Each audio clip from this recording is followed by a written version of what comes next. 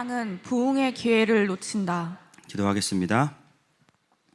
성령님, 오늘도 성령의 감동으로 기록된 말씀을 성령께서 풀어주시길 원합니다.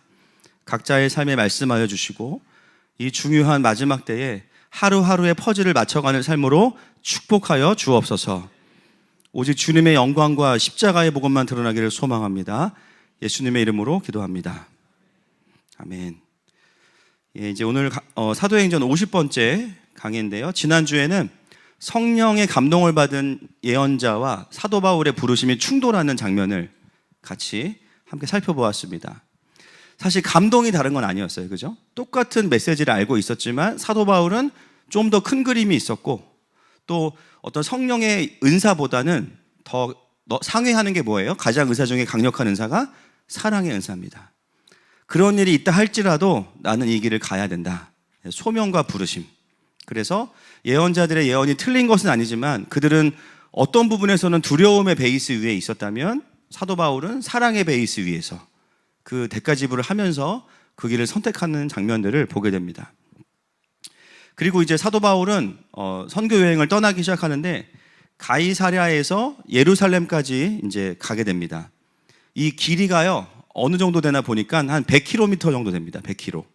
그래서 본문에 여장을 꾸렸다 이런 말은 이제 말을 타고 갔다 그런 의미로 해석할 수가 있죠.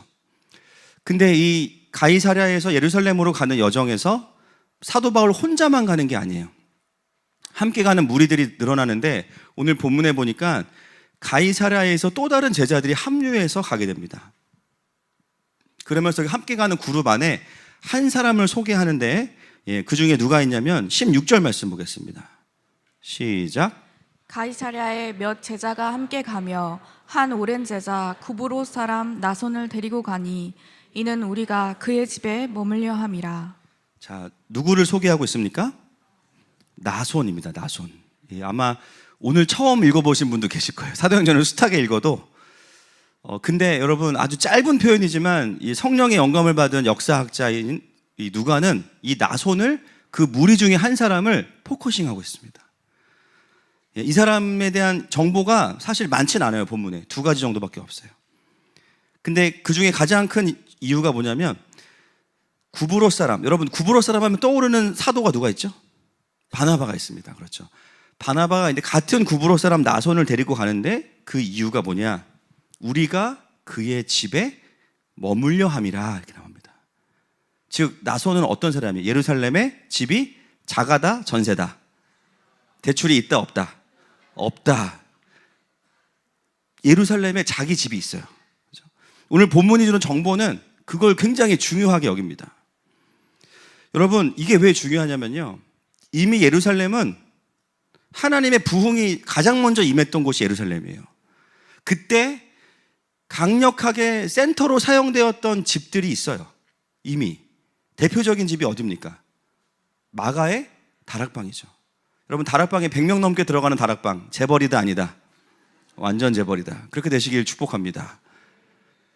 그런 집들이 있어요. 센터로 사용됐던 집들이 있어요. 그런데 오늘 누가는 새로운 이야기를 던지고 있어요. 이제는 기존의 예루살렘에 있던 그 센터와 같은 마가의 다락방이 아니라 새로운 집, 바로 나손이라는 사람의 집을 통해서 예루살렘에서의 다음 사역을 이어가겠다라는 이야기를 우리에게 하고 있는 것이죠. 여러분 왜 이미 기존의 마가의 다락방과 같은 센터들이 있는데 새로운 나손의 집을 통해서 하나님은 이 일들을 하기 원하실까요? 오늘 이것이 우리가 오늘 함께 나눠야 될 한 가지의 주제입니다. 오늘 본문을 통해서 우리가 확인하게 되는 것은 뭐냐면 왜 예루살렘 교회는 문을 닫게 되었는지를 함께 좀 살펴보려고 합니다. 여러분 그 당시에 예루살렘 교회는요 분명히 하나님께서 주시는 강력한 부흥이 있었어요. 그런데 어떤 한계에 부딪혀 있었냐면 유대교인들이 개종하다 보니까요 율법주의적인 사고방식이 많아요. 여러분 율법주의적인 사고방식의 가장 큰 게 뭐냐면 이방인들과 함께하지 않는 거예요. 거룩이라는 이름으로. 근데 그 태도가 회심을 하고 나서도 여전히 그들 안에 있는 거예요. 그래서 이방인들과 식사하다가 그죠? 미혹이 되기도 하고 시험이 들기도 하고 이제는 이방인과 유대인이 복음 안에서 하나다라고 하지만 여전히 그들 안에는 유대교적인 사고방식들이 있는 거죠. 그래서 하나님은 어떤 방법을 택하셨냐면 이 4차 전도 여행에 있어서의 그 사역은, 예루살렘 사역은 헬라파 유대인들과 함께 풀 수 있는 새로운 센터를 준비하셨는데, 그게 누구냐면 나손이라는 사람입니다. 오늘 본문을 보면서 여러분 첫 번째 적용해야 될 거 따라합시다. 집을 사자. 농담인 거 아시죠? 이것도 괜히 목사님 본문을 저렇게 풀어, 그거 아니. 집사님들 축복합니다. 자, 집을 사셔야 되는데, 여러분 교회는 진리를 지켜야 돼요. 아멘이시죠? 근데 진리를 제외한 다른 모든 부분, 시스템, 어떤 양육, 어떤 구조들은 그 시즌에 맞도록 하나님께서 말씀하시면 바꿀 수 있어야 됩니다. 이게 안 되면 부정적인 의미의 전통교회가 돼요. 여러분, 전통교회는 사실 전통이라는 말은 굉장히 좋은 거예요. 전통에 위배된다는 것은 전통을 돌아봐야 되는 거죠. 거기에는 분명히 좋은 게 있습니다. 그러나 하나님께서 말씀하시는데 바꾸지 않는다, 이건 전통이 아니에요. 이거는 강팍함이잖아요. 여러분, 교회의 본질은 뭐냐면 그 부르심과 시즌에 맞는 부르심에 맞게 교회를 바꿀 수 있어야 돼요. 여러분, 시대별로 쓰임받았던 교회들의 특징은 뭐냐? 해오던 거를 계속하는 게 아닙니다. 그 시대에 하나님께서 말씀하시는 대로 따라가다 보니까 필요 없는 것들은 이제 안 해도 되는 거예요. 필요한 것들은 만들어도 되는 거예요. 또 필요해서 만들었지만 이제 필요가 없으면 안 해도 되는 거예요. 그래서 우리의 목표는 뭐예요? 변화가 아니라 순종입니다. 시즌이 바뀌었고 경기가 바뀌었는데 과거의 패러다임을 가지고 뛸 수 없다는 거예요. 여러분, 축구 경기를 하러 오면서 스키를 신고 오시는 분 본 적 있으세요? 그런 분들은 기도 받으셔야겠죠. 나는 100m 달리기 한다 그러면서 하키복을 입고 온다. 기도 받으셔야 됩니다. 여러분, 하늘마음교회가 지금 여러 가지 올해 또 우리가 도약하는 공동체로서의 부르심을 따라가는데, 그냥 그동안 했던 게 실증 나니까 새로운 걸 해보자, 그런 게 아니잖아요. 우리의 목표는 뭐예요? 도약입니다. 무엇에 대한 도약? 마지막 때를 향한 도약이에요. 우리가 왜 목장에 변화를 줍니까? 한 목장이 너무 오래 해서 막 지겨워서 바꾸는 게 아니죠. 어떻게 하면 마지막 때를 더 본질적으로 담을 수 있을까? 여기에 집중하는 거예요. 어떻게 하면 마지막 때에 대부흥을 담을 수 있는 구조를 만들 수 있을까? 그 큰 핍박이 왔을 때 버틸 수 있는 구조를 어떻게 만들 수 있을까? 그래서 가정교회의 구조로 변화를 하는 겁니다. 그렇지만 틀에 박혀 있는 가정교회가 아니에요. 꼭 언제 몇 시에 모여서 뭘 해야 되고 그 자체가 중요한 게 아닙니다. 여러분, 이 목장의 변화의 핵심이 뭐냐면요, 거기서 하나님의 일하심을 나누는 거예요. 할렐루야. 그래서 가정교회를 정의하면서 그래요. 언제 모여서 몇 시에 하면 가정교회고, 밥을 먹으면 어떻고, 안 먹으면 어떻고. 여러분, 필요하면 그 음식도 할 수 있는 거죠. 할렐루야. 아멘 안 하시네, 그렇죠? 우리 성도들은 깨어 있어요. 항상 느낍니다. 할렐루야. 감사합니다. 밥을 먹고 안 먹고도 중요하지만 사실은 사랑하면 먹는 거예요, 그죠? 중요한 그 안에서 정말 하나님의 그 마음이 풀어지고 은사가 풀어지고 영혼들을 케어하고 그들이 하나님께 돌아오고. 어떤 분이 그래요. 그 가정교회 하려면 금요 집회 없애야 된다. 물론 없앨 수도 있어요. 그런데 여러분, 성경대로 가려면요, 사실은 날마다 모여야 됩니다. 할렐루야. 그냥 웃으시는 거예요? 남의 일이에요, 지금. 여러분, 우리는 성경적인 교회 하고 싶습니다. 저랑 네 분만 하겠습니다. 그게 모여라 해서 모이는 게 아니고, 그죠? 좋은 거예요, 좋은 거. 어떤 분은 날마다 우리끼리 모이면 전도는 누가 하냐? 날마다 우리끼리 모이잖아요. 궁금해서 전도가 돼요. 할렐루야. 아니, 거기는 뭐 그렇게 좋다고 맨날 모이냐? 가고 싶다. 그 전도가 되는 거죠. 사람이 이 틀을 만드는 것보다 성령의 인도하심을 따라서 마지막 때를 갈 수 있는 가정교회. 할렐루야. 그것이 저희가 지금 도약하고 있는 지점에 있는 거죠. 여러분, 오늘 본문에서 우리는 왜 예루살렘 교회로부터 이 하나님의 촛대가 옮겨졌는지를 좀 보겠습니다. 아까도 말씀드렸지만 가장 중요한 포인트, 여전히 개종을 했음에도 불구하고 유대주의적인 어떤 이방인에 대한 그 선입견과 이 편견들이 돌파가 되지 않았기 때문에 이런 일이 벌어진 거예요. 그런데 그것을 돌파하는 리더십으로 부르신 사람이 누구냐면 오늘 본문에 나와 있는 예루살렘의, 그죠? 45평 아파트를 가지고 있는 나손이라는 사람인 거예요. 근데 여러분, 나손에 대한 또 한 가지의 정보가 있어요. 이 나손은 뉴 페이스가 아닙니다. 그에 대한 그 서술어를 보세요. 형용사. 오랜 제자라고 되어 있습니다. 오랜 제자. 원어를 보면 최초의라는 뜻이에요. 그래서 많은 학자들은 뭐라고 해석하냐면 나손이라는 사람은 마가의 다락방에 있었던 120명 중에 한 사람이었을 것이다라고 열의 9분 이야기합니다. 저도 동의합니다. 그러니까 누가는 많은 서술을 쓰지 않지만 분명한 정보를 제공해요. 나손은 뉴 페이스가 아니고요, 올디스트 페이스예요. 언제부터 제자였나? 처음부터 제자였던 사람이에요. 처음부터 예루살렘의 부흥을 경험하고 또 사도행전의 여정을 다는 아니겠지만 함께 왔던 사람일 거고, 어쩌면 가이사랴에서 합류했을 수도 있습니다. 뭐가 마가의 다락방이나 기존의 예루살렘의 리더들이 뭐 식상해서 나손을 세운 게 아니고요, 사실은 나손도 똑같은 시대를 지나왔던 사람이에요. 여러분, 제가 여호수아 강의하면서 여호수아는 차세대 리더가 아니라 그랬죠. 차세대 리더가 데뷔하자마자 91세인데 어떡하라는 거예요, 그렇죠? 데뷔하자마자 결국은 모세와 함께 처음부터 같이 왔잖아요. 그러니까 차세대 리더가 아니에요. 준비된 리더지.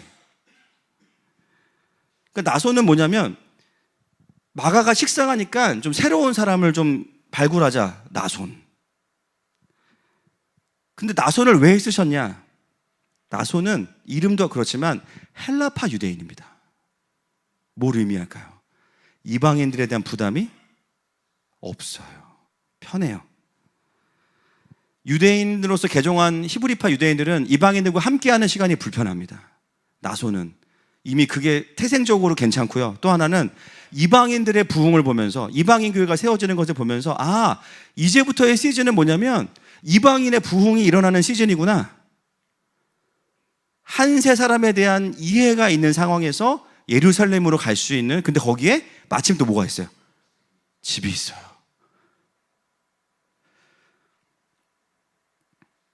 여러분, 하나님의 용병술은 무조건 새로운 얼굴을 쓰시는 게 아니에요. 하나님의 인도하심을 계속 따라가는 사람을 쓰십니다.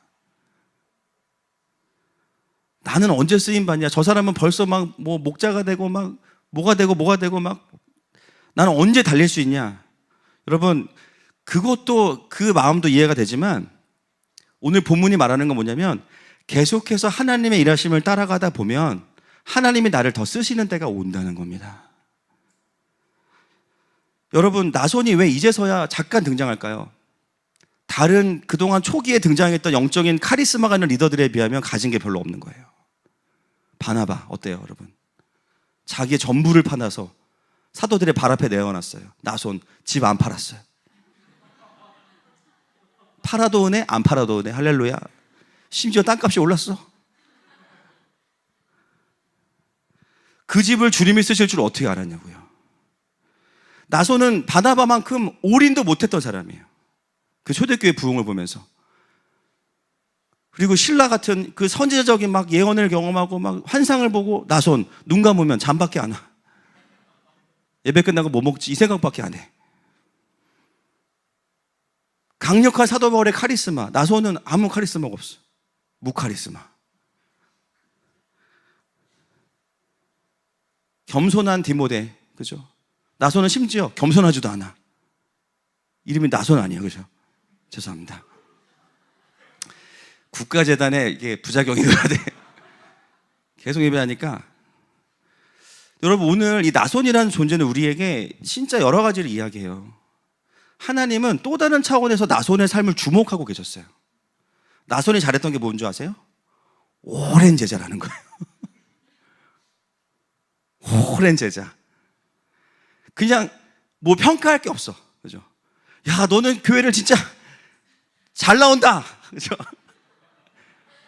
야, 평가할 게 없어. 그냥 뭐 리더, 그냥 계속 있네? 뭐, 그죠? 커피에 반은 네가 먹었지? 막 그러면. 몸이 원두야, 막. 근데 그게 하나님이 쓰시는 이유예요. 여러분, 이게 뭘 말합니까? 나손은 아무것도 하나님께 드릴 재능이 없어요. 여러분, 하나님은 재능 있는 사람이 아니라 겸손한 사람 쓰십니다. 나손이 했던 건 뭐냐면 하나님 나라에 대한 갈망과 열망은 포기가 안 되니까 하나님께서 일하시는 곳은 계속 쫓아가. 뭐 초청을 안 해도 와서 그냥 쓱 들이밀어서 같이 있고, 그죠? 왔네. 왔네. 근데 본인은 거기에 합당한 사람이 아니야. 근데 계속 와. 교사대학, 레위지파, 뭐 훈련, 막 목자 훈련 계속 와. 막 오면 또 가라고 못하잖아. 계속 와. 그러니까 나손의 삶은 뭐냐면 하나님이 일하시는 곳은 무조건 간다. 머리 디민다. 근데 하나님이 쓰시려고 보니까 나손에게 진짜 쓸 게 없어. 근데 얘한테 뭐가 있어요? 지금 부동산도 경건의 능력이 될 수 있습니다, 여러분. 집이 있는 거야. 야, 너 진짜 쓸 게 없니? 집 좀 쓰자. 집을 내어드린 가정교회 해야 됩니다. 할렐루야. 근데 여러분, 나손은 가진 재능은 없지만 뭘 알고 있냐면요, 지금 이 바울의 여정이 어떤 여정인지를 이해하고 있어요.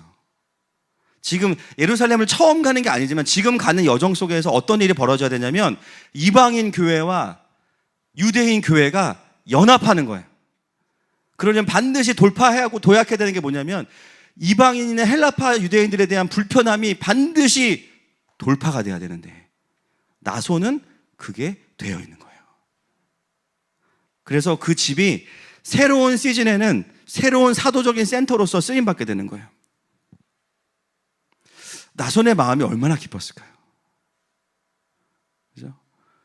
예수님 늦게 믿으신 분들이 늘 그런 얘기해요. 목사님, 복음이 이렇게 좋은 건 줄 이제 알았다고. 자기가 20대 때 믿었으면은 진짜 주님 일에 힘썼을 거라고. 그럼 제가 물어봐요. 진짜요? 여러분, 주님이 부르실 때가 가장 정확한 때입니다. 일찍 부르신다고 일찍 쓰임받는 것도 아니에요. 훈련만 직사하게 하지. 그죠? 주님이 쓰실 때가 정확한 때예요. 목사님, 제가 지금 나이가 뭐 70, 80인데 언제 쓰임받아요? 여러분, 이런 표현 죄송한, 돌아가시기 전에 하는 그 선포의 기도가 하늘을 열 수 있어요. 삼손이 죽일 때, 자기가 죽을 때 죽인 군사가, 그죠? 블레셋 사람이 살아서 죽인 사람보다 더 많았어요. 중요한 건 뭐냐면, 얼마나 빠르고 느리냐가 아닙니다. 하나님하고 계속 같이 갈 수 있냐예요. 그러다 보면, 하나님 우리를 쓰실 때가 와요.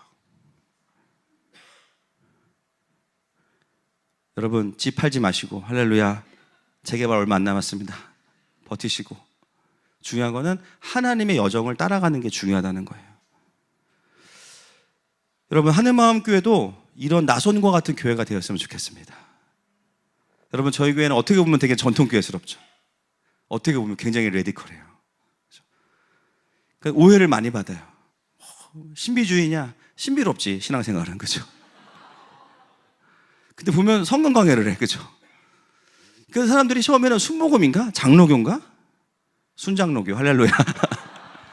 몰라. 이제 그런 거에 우리가, 물론 저는 총신 신대원 103회 출신입니다. 그런데 우리한테 가장 중요한 건 뭐냐면 하나님 나라입니다. 하나님 나라. 성경이 맞다고 하면 맞는 거고 아니라고 하면 아닌 거잖아요. 어떻게 보면 가장 오래된 제자 같은 교회가 뭐냐면 이런 교회예요. 여러분, 우리가 갖고 있는 이 교회의 패러다임은, 야, 이런 교회니 뭐 이머징 처치, 미셔너리 처치 모르겠어요. 성경이 말하는 가장 오래된 개념, 창세기부터 말했던 그 개념은 뭐예요? 킹덤 오브 갓이에요. 하나님의 나라. 그 오래된 개념이지만 가장 강력한 개념을 가지고 가는 거예요. 우리 교회의 모습도 뭐예요? 오래된 사도행전 교회 같은데 이게 마지막 때를 준비하는 교회와 똑같은 모습이에요. 가정교회의 모습을 가지고 있는 거. 가장 오래된 세교회인 거예요. 어느 날 갑자기 뭐 공부한 이론을 가지고 세워진 교회가 아니에요. 그냥 성경을 따라가는 교회입니다. 그래서 때로는 되게 트레디셔널하지만 때로는 되게 뭐예요? 레디컬한 거예요. 초대교회로 가는 것 같지만 사실은 마지막 때로 가고 있는 거예요. 여러분, 우리가 아시아의 부흥을 위해서 기도했는데 제가 기도하면서 일주일 동안 일어나는 일들을 보면서 정말 기도를 살살 해야겠다는 생각을 많이 했어요. 기도를 하면 일이 떨어져요, 주님.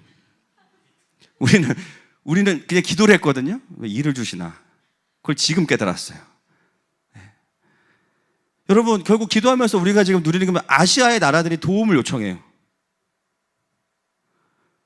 중국 목회자들에게 또 강의할 일이 생겼는데 또 하지 말아야지 했는데 생각해보니까 4년 전에 강의안이 다 중국어로 번역이 돼 있고 그냥 가서 하면 되는 상황이고, 앞으로도 저희가 이제 어떻게 보면 이 목장별로 선교들을 나갈 텐데 기존의 교회들은 막 선교 하나를 막 몇십 명씩 쫙 준비해서 가잖아요. 우리도 뭐 그렇게 했지만 훨씬 더 쇼텀하고 라이트하게 갈 필요가 있는 거예요. 때로는 정말 주일학교 팀이 가서 도와주고 온다든지 아니면 그 나라를 품은 목장들이 같이 가서 하고 온다든지 길지 않게 그러나 가서 분명한 부르심의 일들을 하고 와야 됩니다. 여러분 앞으로 휴가와 휴가비를 잘 모아두시기를 축복합니다. 아멘 하시기를 축복합니다. 네, 안 하신 분들은 밤에 자다가 가위 눌릴지어다. 자,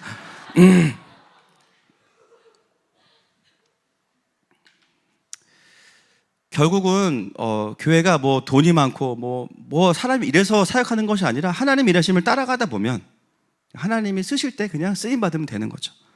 나소는 내가 마지막에 집에 있으니까 마지막에 내가 쓰임 받겠지 계산하고 따라가지 않았어요. 그냥 따라갔어요. 그런 사람들이 쓰임 받는 거고 그렇게 쓰임 받을 때 교만해지지 않는 겁니다. 할렐루야. 자, 17절 넘어가겠습니다. 시작. 예루살렘에 이르니 형제들이 우리를 기꺼이 영접하거늘. 지난주에는 우리가 밀레도에서 에베소 장로들과의 그 억지로 잡아 떼어 놓다 이별의 원뜻, 그렇죠? 오늘은 뭐예요? 기꺼이 영접하거늘. 그렇죠? 의지적인 파송이 있는 반면에 또 새로운 만남을 통해서 하나님이 하시는 연합이 있는 거예요. 우리는 이별과 만남이 아닙니다. 파송과 영광스러운 만남이 있을 뿐이에요. 아멘이십니까? 만날 때가 있으면 헤어질 때가 있고 헤어질 때가 있으면 또 만날 때가 있어요. 중요한 건 뭐냐면 잘 헤어지고 잘 만나는 거예요. 뭐가 잘 헤어지는 거고 뭐가 잘 만나는 거예요. 하나님의 뜻을 따라가는 게 잘 만나고 하나님의 뜻을 따라서 헤어지는 게 잘 헤어지는 거죠. 에하드라고 하는데 에하드 이게 뭐냐면 언제죠? 우리 오신 강사분 중에 에하드를 말씀하신 분이 계셨나? 박승주 목사님 얘기하셨죠. 에하드가 뭐냐? 하나됨 이런 뜻이거든요. 유대인과 이방인이 에하드 하나됨. 무엇으로 하나 되는가?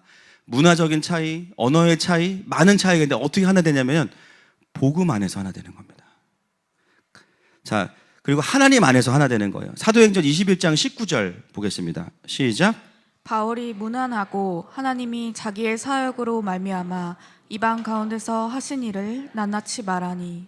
바울이 문안하고 나서 제일 먼저 한 일이 뭐냐면 하나님이 자신의 사역으로 말미암아 이방 가운데서 하신 일을 낱낱이 말하니. 그러니까 자랑한 게 아니고요. 사역 보고한 거예요. 하나님이 뭐 하셨는지를 이야기하는 거예요. 20절에 보니까 그들이 듣고 하나님께 영광을 돌리고 라고 나옵니다. 여러분, 이방인과 유대인의 하나됨은 문화적인 어떤 소통을 통해 일어나는 게 아니라 하나님의 일하심을 이야기하면서 하나가 되는 거예요. 여러분 이제 돌아오는 주부터 새로운 목장을 이제 가시게 되는데 어떤 리더가 있을까, 어떤 멤버가 있을까, 뭐 이미 아시는 분도 계시겠지만 어디에 집중해야 되냐면 첫 만남에서 지금까지 하나님이 나를 여기까지 인도하신 하나님의 여정을 나누시기를 바랍니다. 간증이죠, 간증. 필요하면 제가 그런 것도 부탁을, 자기가 살아오면서 자기 사진도 몇 장 가져오시면 좋을 것 같아요. 제가 뭐 5살 때 사진, 뭐 15살 때 사진, 뭐 20살 때 막 체인 걸고 이런 사진 있잖아요. 막 오토바이 옆에서 막 이러고 막. 이게 저였지만 지금 저는 주님을 만나고 새 삶을 살고 있습니다. 내 삶의 여정을 나눌 수 있는 준비를 좀 해오셔서 삶에서 삶을 나누는 것만이 아니라 그 삶을 인도하시는 하나님을 나눌 때 목장 안에서 하나됨이 일어날 것입니다. 여러분 우리가 사회적으로 하는 일도 다르고요. 태어난 지역도 다르고요. 사실은 같은 한국 사람이지만 너무 많이 다른 게 많아요. 어떻게 성도가 하나 될 수 있어요? 교회는 신앙을 중심으로 모인 공동체예요. 하나님을 중심으로 모인 공동체예요. 물론 누가 막 개업하면 가서 팔아주기도 하겠지만 그게 본질이 아니라, 그렇죠? 각자의 하나님의 이야기를 들으면서 그 사람을 기대할 것이 아니라 그 사람을 빚어가실 하나님을 기대하는 것입니다. 여러분 그런 목장 되시기를 축복합니다. 갈라디아서 3장 28절 말씀 시작. 너희는 유대인이나 헬라인이나 종이나 자유인이나 남자나 여자나 다 그리스도 예수 안에서 하나이니라. 아멘. 그래서 꼭 좋은 이야기만 할 것이 아니라 때로는 내가 지금 힘든 점도 나누세요. 어려운 점, 그죠? 그런데 토로로 끝나지 않고 같이 하나님 안에서 이거를 좀 해석하고 하나님께 맡겨드릴 수 있는 기도 제목으로 나누십시오. 꼭 삶이 행복하지 않아도 목장에서 나눌 수 있어야 됩니다. 그래서 바울이 어디를 가든지 연합했던 방식은 뭐냐면 하나님께서 하신 일들을 이야기하고 하나님 말씀을 전함으로 인해서 연합이 일어났어요. 자, 이제 중요한 건 뭐냐면 예루살렘 교회는 어떻게 반응했는지를 봐야 됩니다. 자, 20절부터 22절 시작. 그들이 듣고 하나님께 영광을 돌리고 바울더러 이르되 형제여 그대도 보는 바에 유대인 중에 믿는 자 수만 명이 있으니 다 율법의 열성을 가진 자라. 내가 이방에 있는 모든 유대인을 가르치되 모세를 배반하고 아들들에게 할례를 행하지 말고 또 관습을 지키지 말라 한다 함을 그들이 들었도다. 그러면 어찌할꼬 그들이 필연 그대가 온 것을 들으리니. 아멘. 오늘 되게 예배 분위기가 되게 좀 좋은 것 같아요.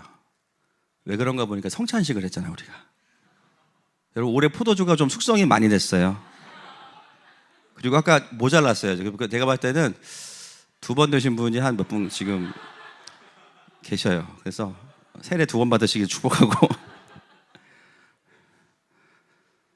여러분, 예루살렘 장로들을 보면 사도 바울은 하나님을 이야기하는데 장로들을 보세요.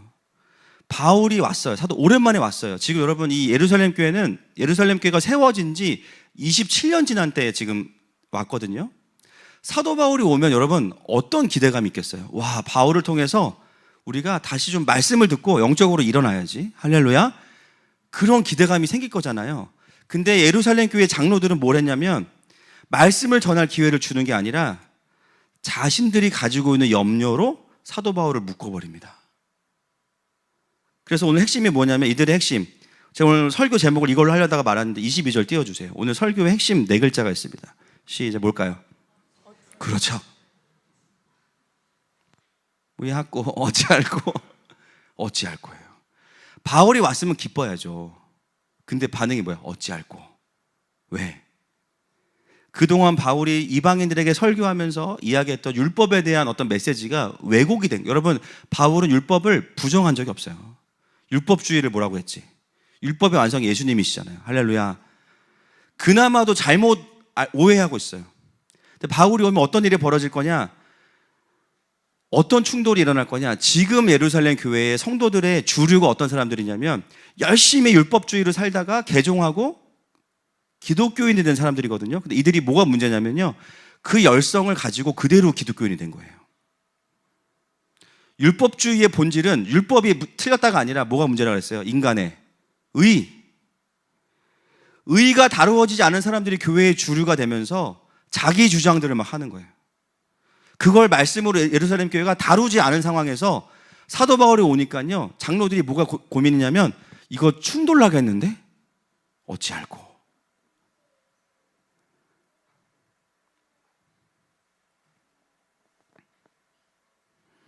회심한 유대인들이어서 예수님을 믿긴 했지만 그 율법의 열심을 가지고 결국은 자기의 의가 세기 때문에 반드시 충돌이 일어날 거라는 염려 안으로 장로들은 들어가게 됩니다. 여러분, 초창기에 예루살렘 교회는 문제가 있었나요? 없었나요? 그때는 문제가 있었죠. 기억나는 문제 뭐가 있어요? 사건, 사고. 그렇죠. 아나니아와 삽비라. 그죠? 그리고 유대인들이 강력한 박해가 그때 더 있었어요. 그리고 헬라파 과부가 구제에 빠지는 아주 큰 실수를 했어요. 실족시키는 거니까. 근데 여러분, 그때 예루살렘 교회랑 지금의 차이가 뭔지 아세요? 아시죠, 이미? 그때 예루살렘 교회는 문제에 대한 영적인 진단을 정확히 했습니다. 시스템이 문제인 것 같지만 본질은 뭐예요? 은혜가 떨어진 거였어요. 그래서 안수 집사를 세워서 7명의 집사가 시스템으로 보완하게 하고, 사도들은 뭐 했냐? 기도와 말씀에 전무했어요. 그래서 그 사태들 넘어갔거든요. 근데 20여 년이 지나고 27년이 지나면서 예루살렘에 있던 강력한 사도들이 전부 다 해외 선교 나갔단 말이에요. 그러니까 어떤 자들이 리더가 돼요? 율법주의에 있던 자들이 의가 다루어지지 않은 자들이 리더가 되면서 교회의 영적인 흐름이 바뀌기 시작해요. 말씀에 사로잡혀 있던 교회가 사람의 의에 의해서 장악이 되고 그들이 불편할까 봐 장로들은 바른 결정을 내리지 못하게 되는 거예요. 염려하고 타협하는 교회가 된 겁니다. 저 오늘 본문을 해석한 그 논문들을 좀 봤는데 꽤 많은 학자분들이 이 본문을 어떻게 푸냐면 바울이 이제는 성숙해졌다, 지혜로워졌다, 우리도 이런 선교를 해야 된다 이렇게 이야기해요. 여러분 그 말은 틀린 말이 아니지만 본문의 기록은 맥락은 뭘 말하고 있냐면 만약에 여러분 바울이 그 겸손함으로 예루살렘 교회와 연합했다면 다다음 주에 보게 될, 다음 주는 이제 부활주일이니까요, 27절 이하에 나오는 큰 소동이 일어나면 안 돼요. 바울의 그런 겸손함이 소위 말하면 먹혀야 돼요. 야, 바울이 우리와 같았구나, 우리를 인정해 주는구나. 바울에게 말씀을 듣고 예루살렘 교회가 살아나야 되는데 어떤 일이 벌어지냐, 이방인들 데리고 성전에 들어갔다고 큰 소요가 나면서 바울을 죽이려고 달려듭니다. 그들의 필요에 맞추어서 대응을 하고 거기에 맞춰서 함께 움직였는데 오히려 사태가 커져요. 그 말은 뭐냐면 바울의 이러한 순종이 먹히지 않았다는 거예요. 여러분 하나님의 일하심을 보지 않게 되면 어떻게 되냐면요, 어떤 상황을 봐도 부정적인 것만 보여요. 근데 그 틀린 건 아니거든요. 이거를 반대하면, 이걸 해결하면 또 다른 부정적인 게 보여요. 하나님의 영광과 일하심과 그림들이 나오지 않아요. 여러분 사도 바울이 아무리 노력한다 한들 이 예루살렘에 있던 개종한 유대인들이 사도 바울을 마음에 들어 했을까요? 저는 아니라고 봅니다. 이미 20년이 지나면서 예루살렘의 영적인 상태는 이 상태가 된 겁니다. 순종하는 바울의 모습마저도 부정적으로 바라보게 되는 예루살렘 교회의 영적인 상태. 사도 바울이 왔는데 사도 바울스럽게 사역하지 못하게 만드는 거. 제가 가끔 이제 어떤 교회들 설교하러 가거나 부흥회 가면은 진짜 그런 교회들이 가끔 있어요. 뭐냐면 목사님 정치 이야기 하시면 안 되고요, 이스라엘 이야기 너무 하시면 안 되고요, 마지막 때 너무 강조하시면 안 되고요, 기도 너무 크게 하시면 안 되고요, 개그를 너무 많이 하시면 안 되고요, 왔다 갔다 하시면 안 되고요, 정장 입으셔야 되고. 전 어떻게 해요? 안녕히 계세요. 나를 모르나? 아니지, 너무 잘 알구나. 그죠? 근데 제대로 몰라. 저는 정치 이야기 안 합니다. 하나님 나라 이야기 하는 거지. 저의 개그는 다 의도가 있어요. 할렐루야.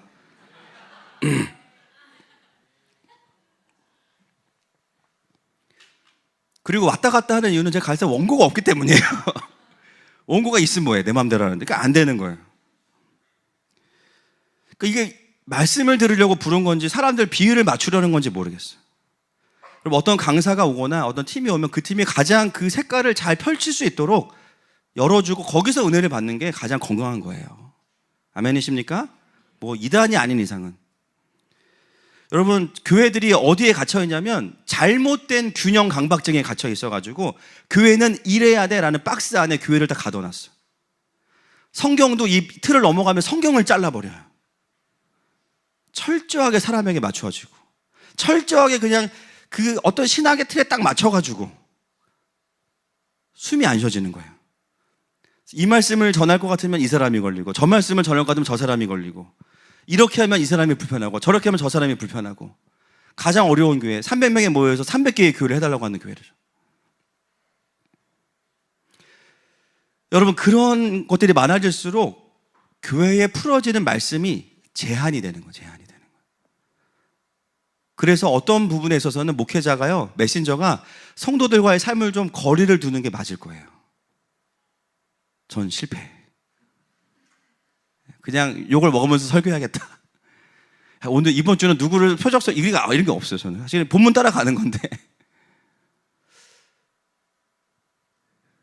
결국은 말씀이 박스에 들어가고 사람이 상정한 프레임 안으로 말씀이 들어가는 순간 결국은 그 교회는 영적으로 묶이게 됩니다. 하나님 나라로 함께 전진할 수가 없게 돼요. 우리가 지켜왔던 신념 공동체가 돼버려요. 여러분 오늘 예루살렘 교회가 왜 힘을 잃고 촛대가 옮겨졌을까요? 바울은 예루살렘 교회를 물질적으로도 도와주고 영적으로도 일으키려고 순종하는 마음으로 간 거거든요. 그런데 예루살렘 교회는 바울을 통해서 일하실 하나님을 기대한 것이 아니라 자신들의 교회가 그냥 시끄러워지는 게 싫을 뿐이에요. 여러분, 교회가 내려놔야 될 게 뭐냐면 교회가 시끄러워지는 게 중요한 게 아니라 진리 안에서 서지 않으면 시끄러워져야 됩니다. 여러분, 예수님이 왜 오셨어요? 검을 주러 오셨어요. 시어머니와 며느리를 싸우게 하려고 오셨어요. 불을 던지러 오셨어요. 소위 말하는, 우리가 말하는 시끄럽지 않아야 된다는 교회에 대한 관점은 뭐냐면요, 죄송하지만 진리에 의한 샬롬이 아니에요. 그냥 싸우지 마, 이거죠. 결국은 사람을 얻고 진리를 양보하는 상황이 벌어질 수 있는 겁니다. 오늘 그 교회가 흔들릴 것에 대한 염려와 두려움 때문에 사도 바울을 완전히 묶어놓게 돼요. 맹수를 그냥 동물원 안에 가둬놓은 거죠. 사도 바울이 복음을 부르짖게 하고 하나님 나라를 외치게 해야 되는데 그거 하지 말고 지금 들어가서 나시는 서양 같이 하는 거 보여줘. 정치적으로 만들어버렸어, 사람을. 이 재물에 대한 돈 네가 내면 사람들은 당신이 유대인들 인정한다고 생각할 거야. 그거 시켰어요. 결론은 뭐냐면 예루살렘 교회는 일어서지 못한다는 거예요. 하나님께서 주신 기회였는데, 사도 바울을 보내신 이유가 있었는데 일어나지 못한 겁니다. 여러분, 교회가 제일 비참한 상태가 되어 있는 게 바로 이런 상태인 거예요. 여기 맞추고 저기 맞춰서 결국 하나님께는 맞추지 못하는 교회. 여러분, 인본주의는 뭐 칸트, 루소 나온다고 인본주의가 아니라 하나님 음성보다 인간의 음성을 따라가는 게 인본주의예요. 내가 다니는 교회는 신본주의 신학을 가르치니까 난 신본주의야. 신본주의로 살아야 신본주의지. 내 삶에서는 내 음성, 내 염려 따라가고 내 상처 따라가는데 내가 속한 공동체가 신본주의 설교한다고 내가 신본주의는 아니잖아요. 율법주의의 그 열정을 가진 사람들이 들어와서 하나님의 불을 받아야 되는데 그 다루어지지 않은 존재의 의로 계속 교회를 사역하게 만들고 그것이 말씀으로 다루어지지 않고 장로들은 그 주류들의 눈치를 보면서 끌려갈 수밖에 없는 교회. 27년 전에 강력한 성령의 불이 임했던 예루살렘 교회도 말씀이 풀어지지 않으면 이렇게 되는 거예요. 예배가 좀 약해지고 목회를 좀 잘 못해서 기근이 와서, 여러분, 기근이 왜 오겠어요? 영적인 문제가 있으니까 오는 겁니다. 예루살렘 교회가 이방인을 향해서 도약을 해야 되는데 도약을 못한 거예요. 여러분, 예배가 뜨거우려면 예배가 뜨겁다라는 뜻이 어떤 의미가 있어요? 막 히터를 틀고 막 40도 하고 막 땀을 흘리면서 막, 그건 찜질방이지, 그죠? 그럼 어떻게 해야 예배가 뜨거워요? 막 세션들을 막 정말 전공자들 막 뮤지션들 갖다 놓고 막, 그죠? 그렇게 예배, 물론 듣기 좋아요, 그렇죠? 여러분, 연주로도 충분히 은혜가 되는 부분이 있거든요. 저도 예배인도자 출신이 아닙니까? 근데 음악이 끌어올릴 수 있는 어떤 임재의 온도는 정해져 있어요, 사실은. 그 왜 온도가 올라가냐? 거슬리지 않으니까. 듣기는 좋으니까. 그죠? 예배를, 요즘에 정말 한국 교회가 가장 집중하는 게 뭐냐면 예배를 살리자고 다 얘기해. 예배 살리자. 어떻게 살릴 거야? 모여서 악기가 필요 없다는 게 아니고, 그죠? 다 작편곡. 다 작편곡이에요. 여러분, 예배를 뜨겁게 하는 유일한 답은 뭐냐면 예배를 받으시는 하나님을 정확히 알면 돼요. 예배는 월십이에요. 그분의 가치를 인정하는 거예요. 하나님께서 오시는 예배는 연주를 잘하는 예배도 물론 좋지만 그 공동체 안에 하나님의 하나님 되심을 인정하는 자들이 있을 때 하나님은 그런 예배자를 찾으십니다. 그게 영과 진리로 드리는 예배입니다. 밴드가 다 갖추어져야만, 그러면 개척교회들은 주님이 오실 수 없잖아요. 그렇지 않은 거잖아요. 많은 분들이 저기 오셔서 하시는 말씀, 강사분들이 찬양팀 너무 좋다고 좀 자기네 교회 파송해달래, 1년 동안. 어떻게 해야 예배팀 세우는 거냐? 제가 드리는 말씀은 똑같아요. 같이 예배했어요, 그냥. 국가재단 하세요. 계속 예배 안에서 예배자가 나오는 거지. 결국 뭔가를 예배를 위한 어떤, 여러분 지금 한국교회 가장 어려운 게 뭐냐면 예배를 살리자고 하면서 예배를 예배하는 게 문제인 거예요. 콘티를 예배해. 인트로를 예배하고 아우트로를 예배하고. 여러분 필요해요. 그리고 당일날 콘티뉴 나오면 안 돼, 사실. 그지? 당일날 나오면 안 돼. 가능하면 미리 나와야 돼. 연습도 해야 돼. 그건 너무한 거야. 요즘 바빠서 그런 거 이해해. 근데 그건 너무한 거고, 그죠? 콘티가 있어야죠. 그거는 있어야 되는데, 중요한 건 뭐냐, 여러분, 지금은 마지막 때 중에 마지막 때를 가기 때문에 한국 교회가 예배를 진짜 살리고 싶으면 그동안 뭐 음악을 가르치고 악기를 가르치고 잘못했다는 게 아닙니다. 예배 디자인은 필요해요. 근데 진짜 예배의 마지막 남은 80도에서 100도를 가려면요, 지금 일하시는 하나님을 선포하는 반드시 메시지가 있어야 돼요. 예배가 뭐야? 하나님을 인정하는 거잖아요. 하나님을 아는 자가 예배하는 거잖아요. 지금 아시아를 통해서 일하고 계시고 마지막 때를 운행해 가시는 그 하나님의 강력한 경륜을 이해할 때 그 예배 안에 마지막 때의 영성이 풀어지는 겁니다. 킹덤이 풀어져 있는 예배 안에 강력한 성령의 임재가 있는 거예요. 이 예배는 누구를 치유하기 위해 모이는 것도 아니고 성도들을 끌어모으기 위해 모이는 것도 아니에요. 왕이신 그분이 계시기 때문에 예배하는 거예요. 그분의 백성들이 그냥 우는 것입니다. 그것이 바로 예배 아닙니까? 결국은 교회들이 지금은 어디에 집중해야 되냐? 결국은 마지막 때가 걸려야 돼요. 결국 하나님 나라의 그림들이 풀어져야 돼요. 대체 신학을 회개하고 정치 프레임에 들어가 있는 대한민국의 건국을 끄집어내서 이 나라의 부르심을 이야기하고 열방을 운행해 가시는 하나님의 이야기들을 해야 영들이 깨어나는 거예요. 과거에는 예배만으로도 사람들을 깨울 수 있어요. 지금은 그러면 안 됩니다. 지금 하나님 그렇게 일하고 계시지 않기 때문에. 그런 이야기들 했을 때 어떤 장로님이 불편한다, 어떤 집사님이 불편해한다, 교회가 시끄러워지니까 하지 말아라. 성경이 말하면 갈 수 있어야 됩니다. 진리에 정렬되지 않은 평화를 우리는 평화라고 부르지 않습니다. 그거는 위장된 평화일 수 있어요. 진리를 선포하지 않으면 교회가 당장은 갈등이 없어 보이지만 그 교회는 죽습니다. 진리만이 우리를 자유케 합니다. 여러분, 성경이 말하는데 내가 불편하다고 느끼면요, 성경을 찢으시면 안 되는 거예요. 나를 찢어야지. 할렐루야. 그래야 나도 살고 그래야 교회도 사는 거예요. 교회는 나한테 맞추려고 있는 것이 아니에요. 교회는 식당이 아닙니다. 이 서비스는 사람에게 제공되는 서비스고 하나님께 드려지는 게 서비스입니다. 내가 하나님께 맞추고 내가 성경에 맞추는 거예요. 그동안 한국 교회들이 예배를 세우고자 많이 달려왔는데 지금 아마 많은 부분들이 한계에 부딪혀 있을 겁니다. 더 이상 찬송가를 어떻게 더 세련되게 편곡할 것이냐. 여러분, 주님은 재즈 와인바를 싫어하세요. 여기 치즈 먹으러 오시지 않아요. 8비트 단순한 뽕짝이어도 주님을 정확히 아는 공동체에 오십니다. 할렐루야. 결국은 마지막 때에 대한, 왜냐하면 하나님이 지금 그러고 계시니까 그 하나님을 말해야 되는 거예요. 그 하나님을 봐야 마라나타 영성이 풀어지면서 삶에서는 무천년설적인 적용 좋아요. 나에게 맡긴 삶에 대한 하루하루의 순종 너무 좋아요. 근데 이것이 어디로부터 오냐? 오늘 주님이 오셔도 괜찮다. 할렐루야. 마라나타의 영성으로 나의 주어진 삶의 자리로 가서 산으로 들어가지 말고 냉장고 팔고 집 팔고 땅 팔고 당근에 하세요. 근데 그거보다 나의 주어진 삶의 자리에서 순교자적인 삶을 살아가는 거, 극단적이지만 건강한, 정말로 그게 성경에 말하는 마지막 때의 삶의 모습 아니겠어요? 두 증인의 삶을 사는 사역 아니겠습니까?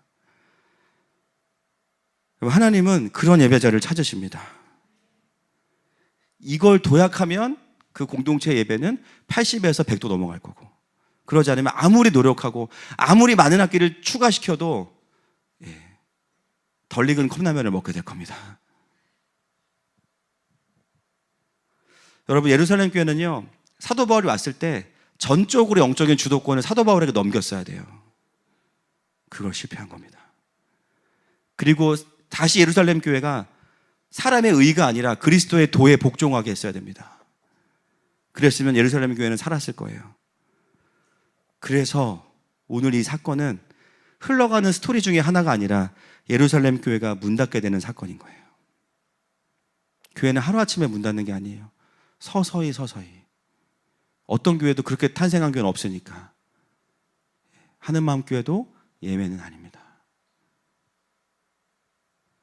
이 시간에 함께 말씀을 정리하면서 기도하겠습니다.